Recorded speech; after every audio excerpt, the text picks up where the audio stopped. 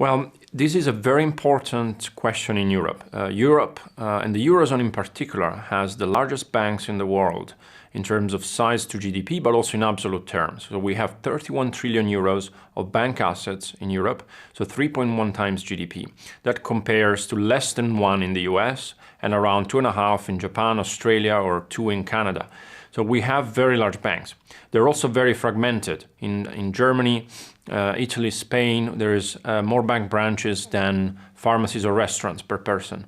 So there's over 6,000 financial institutions in Europe, which means that costs are very high.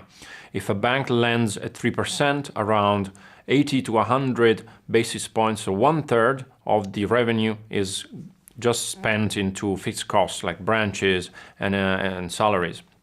So bank funding is expensive. We need to find alternative ways to get lending to the economy.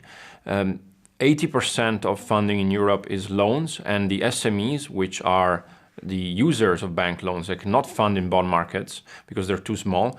They create 80% of new jobs. So the problem we have is that we're trying to regulate the banks, we're trying to regulate shadow banking, but at the same time, this has been hindering the supply of credit to the economy. So it's essential to find a transparent way to provide funding to the economy, which is not through the banks.